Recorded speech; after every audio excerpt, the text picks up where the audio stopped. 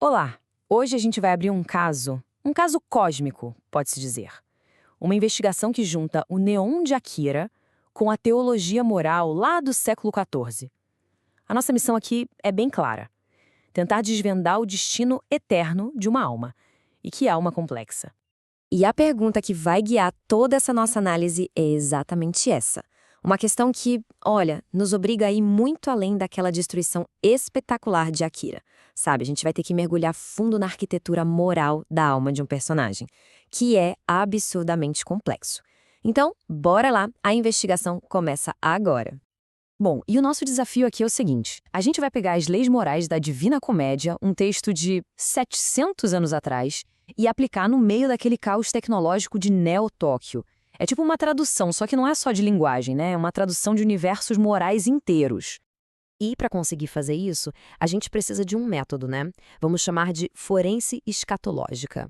Pensa assim, não estamos só fazendo uma lista dos crimes dele. Não, não. O que a gente vai fazer é uma verdadeira autópsia da alma do Tetsuo. A gente vai procurar a raiz de cada ação para poder determinar, seguindo as regras de Dante, qual seria o seu destino final. Olha, toda boa investigação começa com o perfil do suspeito, certo? Para a gente entender os crimes do Tetsuo, a gente precisa primeiro entender o que se passava na cabeça dele. Porque as ações dele não surgiram do nada de jeito nenhum. Elas nascem de uma ferida psicológica bem profunda. E essa ferida, ela tem nome: invídia. Em bom português, a inveja. Pensa bem, todo o arco trágico do Tetsuo, tudo, é alimentado por aquele ressentimento que ele tinha do Kaneda, seu amigo e protetor. Ele não queria só o poder pelo poder. O que ele queria mesmo era inverter a hierarquia entre os dois.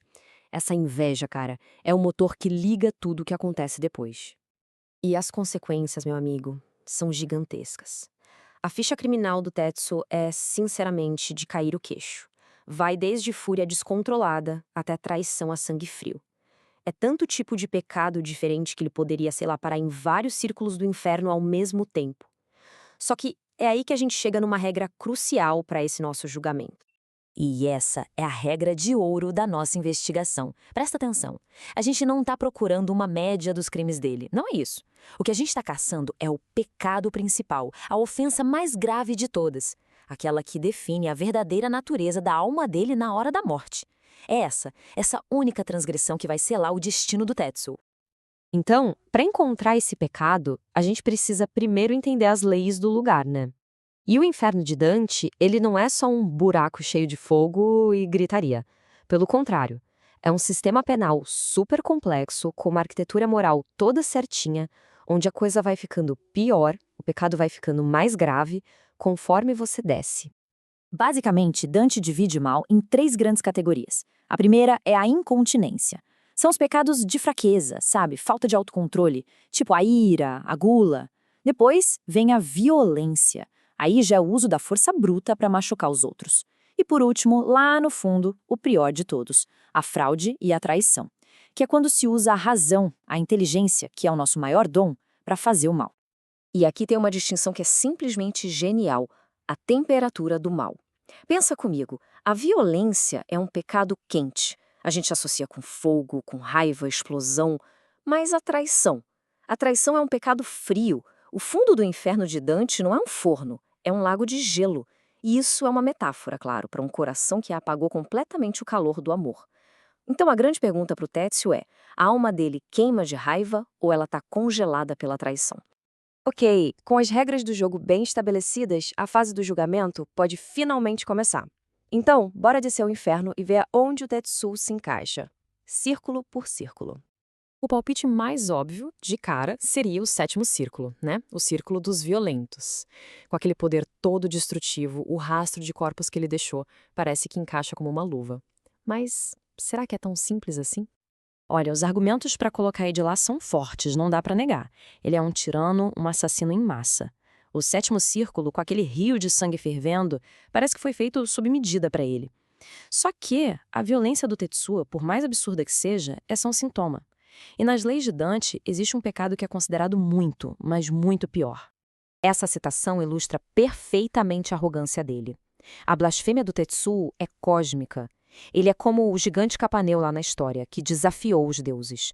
Tetsuo se vê como a própria lei, acima de tudo e de todos. Isso com certeza o colocaria entre os violentos contra Deus. Mas, pasmem, nem mesmo esse é o pecado mais grave dele. Porque, por mais terrível que seja a violência contra Deus, contra a natureza, Dante argumenta que o pior tipo de maldade é uma maldade unicamente humana. É quando a gente usa a nossa inteligência, a nossa razão, para quebrar o vínculo mais sagrado que existe, a confiança. E é exatamente isso que nos leva ao estágio final da nossa investigação. A gente está deixando para trás o fogo da violência para entrar no gelo do fundo do universo. É lá que o verdadeiro, o principal pecado de Tetsuo vai ser finalmente revelado. E aqui está o ponto crucial de tudo. O crime que realmente define o Tetsuo não foi a destruição de New Tokyo, não foram os assassinatos em massa, não foi nem mesmo o desafio dele aos céus. Foi a sua traição a sangue frio. Para ser bem específico, o destino dele é o 9º e último círculo do inferno, a primeira esfera, chamada Caína. E esse nome não é por acaso, vem de Caim, da Bíblia, o primeiro assassino que matou o próprio irmão, Abel. Esse lugar é reservado exatamente para isso, para quem trai a própria família. E as provas contra ele são irrefutáveis. Pensa só, naquela anarquia que era New Tokyo, a gangue era a única família que ele tinha. O Kaneda era como um irmão mais velho para ele. E o Tetsuo não só virou as costas para eles, ele os destruiu. Matou o Yamagata, um irmão, a sangue frio, e depois foi caçar o Kaneda, o cara que sempre o protegeu. Portanto, o veredito está dado. Culpado de traição. A sentença, o 9º círculo do inferno. E a punição no inferno de Dante, ela tem uma lógica, que é a inversão perfeita e cruel do pecado. Para o Tetsuo, isso é brutal. Em vida, ele era poder infinito, movimento constante, energia caótica se expandindo. No inferno, imobilidade absoluta. Impotência total. Um ser de energia pura, agora preso e congelado para sempre. O garoto que se achava um deus se torna eternamente fraco, exatamente o nanico que ele tanto temia ser. A imagem final é de arrepiar. Ele agora é só mais uma cabeça num campo congelado, eternamente forçado a encarar o irmão que ele assassinou, preso num abraço silencioso e gelado de ódio mútuo. Sem poder, sem movimento, sem escape. Só o silêncio frio de um coração que trocou o amor pelo poder.